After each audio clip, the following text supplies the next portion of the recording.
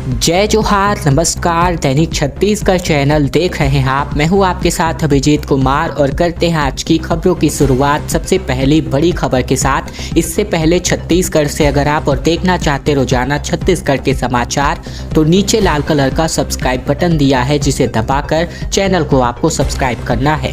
पहली बड़ी खबर, अब जल्दी ई बसों का संचालन छत्तीसगढ़ की सड़कों पर देखने को मिलेगा।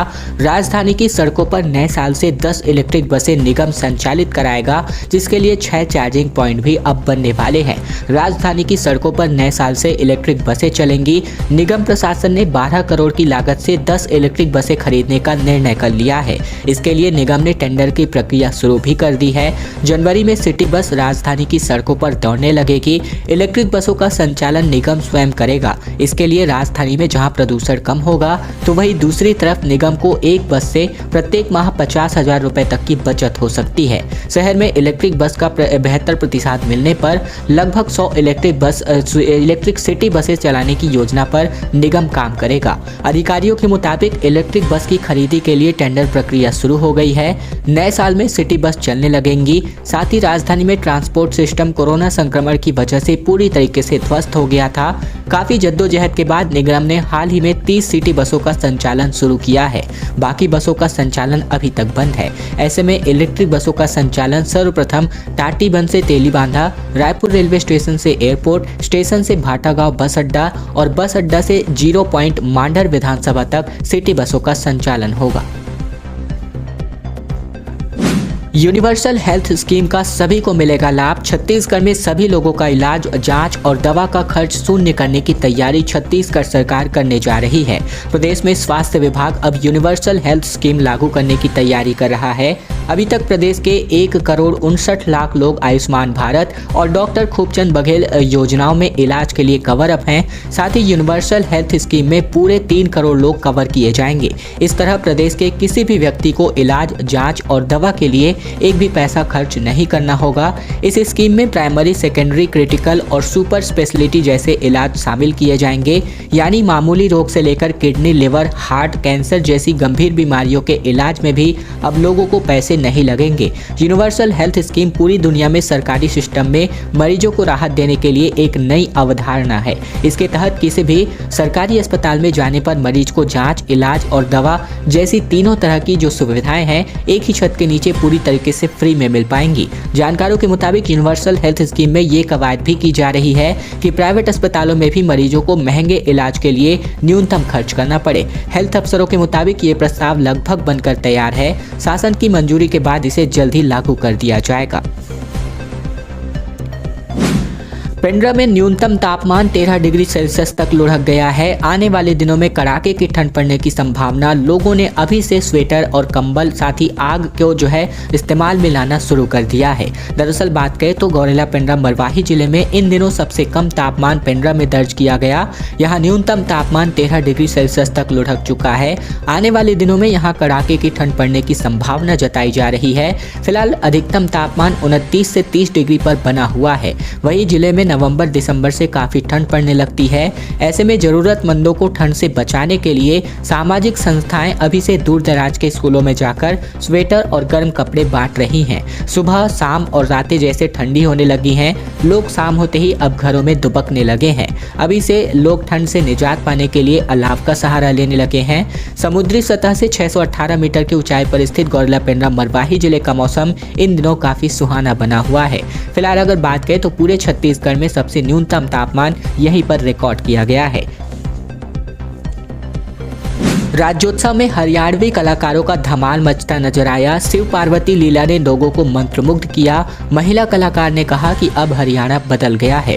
राजधानी रायपुर में छत्तीसगढ़ राज्योत्सव के दूसरे दिन बात करें तो हरियाणा के कलाकारों का भी शानदार परफॉर्मेंस देखने को मिला और ऐसे में अंतिम दिन भी कुछ इसी प्रकार के परफॉर्मेंस ने लोगों को अपना दिल जीतने को मजबूर किया। साथ ही बात करें तो अब जो है राज्योत्सव को 3 दिनों तक चलाने के निर्णय करने के बाद अब यहाँ पर राज्य सरकार ने निर्णय निर्णय किया है कि राज्योत्सव का समापन न होने के बाद यहाँ पर इस राज्योत्सव को 3 दिनों तक और एक्सटेंड किया जाएगा, यानी कि आगामी 3 दिनों के लिए इस राज्योत्सव को और भी मनाया जाएगा। साथ ही बात करें तो हरियाणवी कलाकार हेमंत सैनी के मुताबिक इसे शिव स्तुति कहा जाता है, जो कि परफॉर्मेंस इन हरियाणवी कलाकारों के द्वारा दिया गया, जिसे पूरे लोगों ने सराहा। इसके अलावा बात करें तो यहाँ पर जो है अब अपने रंगीले और चटकीले अंदाज के लिए लगातार जो फेमस कलाकार हैं अपनी परफॉर्मेंस से लोगों का दिल जीत रहे हैं। राज्य सेवा परीक्षा 2022 को लेकर खबर। 190 से ज्यादा पदों के लिए परीक्षा आयोजित करी जाएगी, जिसके लिए अधिसूचना अभी तक जारी नहीं हो पाई है। राज्य सेवा परीक्षा 2022 के लिए छत्तीसगढ़ लोक सेवा आयोग यानी CGPSC को इस बार विभिन्न विभागों से 190 से अधिक पदों के प्रस्ताव मिल गए हैं। आयोग की ओर से तकरीबन हर साल नवंबर में ही भर्ती परीक्षा के लिए अधिसूचना जारी करी जाती रही है, लेकिन इस बार आरक्षण की वजह से मामला फंसने की वजह से अभी तक अधिसूचना जारी नहीं की गई है।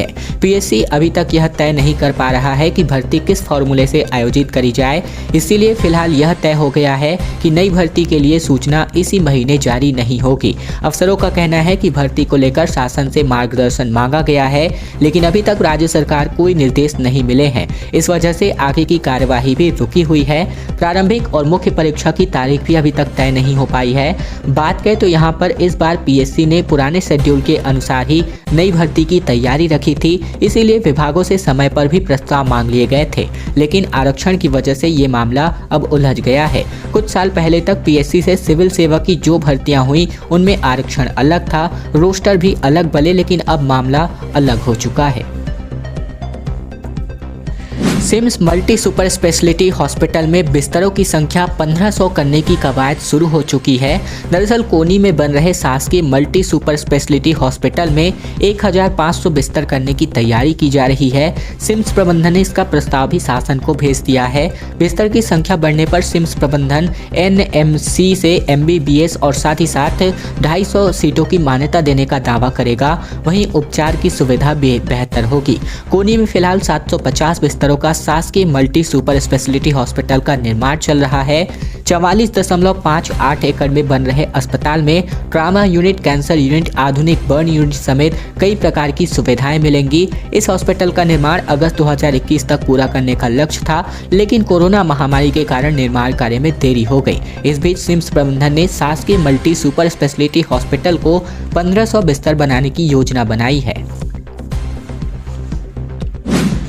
ईडी को पहली बार खुली चुनौती दी है झारखंड के मुख्यमंत्री हेमंत सोरेन ने। बोले हिम्मत है तो अरेस्ट करो, फिर 3 हफ्ते का समय मांगा है। दरअसल बात करें तो झारखंड के मुख्यमंत्री हेमंत सोरेन को अवैध खनन और मनी लॉन्ड्रिंग के बारे में पूछताछ के लिए ईडी ने सुबह 11:30 बजे बुलाया था, लेकिन वे नहीं पहुंचे। उल्टा उन्होंने जांच एजेंसी को सीधी चुनौती दे दिया है।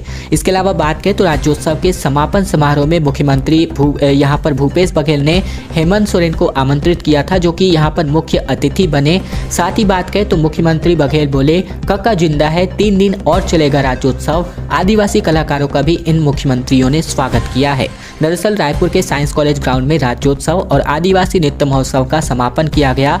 इस कार्यक्रम में मंच से छत्तीसगढ़ के मुख्यमंत्री भूपेश बघेल ने कहा कि कक्का अभी जिंदा है। राज्योत्सव का कार्यक्रम 3 दिनों और चलेगा। इस घोषणा के साथ ही बताया कि 3 दिन और अभी सभी स्टॉल खुले रहेंगे, इससे सभी दुकानदारों को व्यवसाय का मौका मिलेगा। इसके अलावा मुख्यमंत्री ने आगे कहा कि मैं यहाँ आए सभी कलाकारों का एक बार फिर से दिल से स्वागत करता हूँ। छत्तीसगढ़ में हुंकार भरेंगी केंद्रीय मंत्री स्मृति ईरानी। बीजेपी की महतारी हुंकार रैली में शामिल होने बिलासपुर आएंगी, लेकिन कलेक्टर ने इसके लिए अनुमति नहीं प्रदान करी है। छत्तीसगढ़ में बीजेपी ने महतारी हुंकार रैली में केंद्रीय मंत्री स्मृति ईरानी के साथ भाजपा महिला मोर्चा की राष्ट्रीय अध्यक्ष वनाती श्रीनिवासन बिलासपुर आएंगी। दोनों महिलाओं और कार्यकर्ताओं को एकजुट कर प्रदेश सरकार के खिलाफ हल्ला बोलने के लिए रिचार्ज करेंगी। 11 नवंबर को होने वाले इस शक्ति प्रदर्शन में बीजेपी ने 1 लाख महिलाओं की भीड़ जुटाने का दावा किया है। इधर भाजपा की इस रैली और प्रदर्शन को रोकने के लिए प्रशासन ने अनुमति का रोड़ा खड़ा कर दिया है। कलेक्टर सौरभ कुमार ने कहा है कि भाजपा को रैली और प्रदर्शन की अनुमति नहीं दी गई है। भाजपा ने साल 2023 में होने वाले विधानसभा चुनाव के लिए सरकार के खिलाफ माहौल बनाने की रणनीति बनाई है। कांग्रेस केंद्र सरकार के चुनावी घोषणा पत्र बेरोजगारी भत्ता का वादा याद दिलाने के लिए पहले रायपुर में युवा मोर्चा के बैनर तले प्रदर्शन किया गया। ठीक उसी तरह अब भाजपा ने महिला मोर्चा के बैनर तले सरकार के खिलाफ बड़े प्रदर्शन की तैयारी की है। इसे महतारी हुंकार रैली का नाम दिया गया है। शिक्षा कर्मियों की पत्नियों ने मांगी अनुकंपा नियुक्ति, साथ ही रसोइया संघ भी वेतन वृद्धि की मांग को लेकर आंदोलन में डटा हुआ है।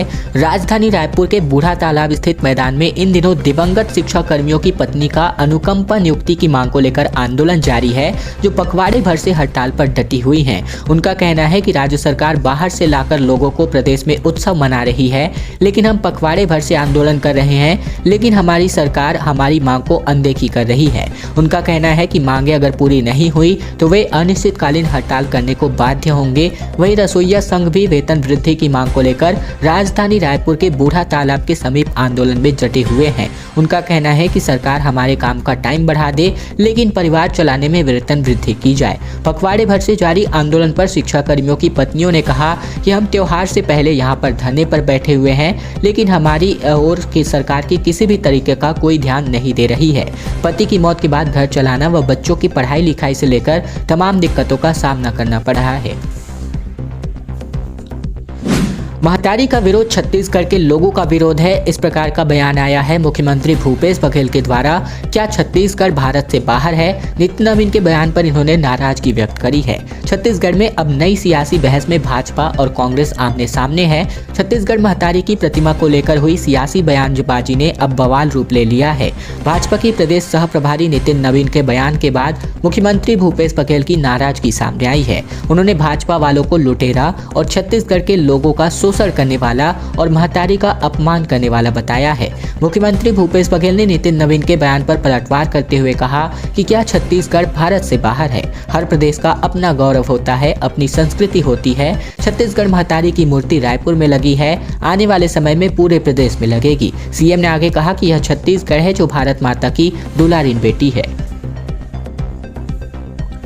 अंतिम बड़ी खबर, जहां पर छत्तीसगढ़ से गुजरने वाली 4 ट्रेनें एक बार फिर से कैंसिल करी जा चुकी है। दोहरीकरण और एनआई के काम के कारण 6 से 12 नवंबर तक ये गाड़ियां रद्द रहेंगी। रेलवे ने छत्तीसगढ़ से होकर गुजरने वाली 4 ट्रेनों को 6 से 12 नवंबर तक के लिए रद्द किया है। ये फैसला रेलवे ने सीकर बादमाल रेलवे स्टेशन के बीच चल रहे काम को देखते हुए लिया है। इसके कारण एक बार फिर यात्रियों को परेशानियों का सामना करना पड़ेगा। ईस्ट कोस्ट रेलवे के संबलपुर मंडल के टिटलागढ़ संबलपुर सेक्शन के सीकर बादमाल स्टेशनों के बीच दोहरीकरण और एनआई का काम किया जाना है। इसके कारण दक्षिण पूर्व मध्य रेलवे से होकर चलने वाली 4 ट्रेनें 6 से 12 नवंबर तक रद्द कर दी गई हैं। खैर दोस्तों, आज की खबरों का सिलसिला बस यहीं तक का था। वीडियो पसंद आए तो वीडियो को लाइक कर दीजिएगा। चैनल पर नए हैं तो चैनल को सब्सक्राइब कर लीजिएगा, ताकि प्रतिदिन की महत्वपूर्ण खबरें, छत्तीसगढ़ के समाचार बिना किसी रुकावट रोजाना हम आप तक पहुंचा सकें। तो चैनल जरूर सब्सक्राइब कीजिएगा।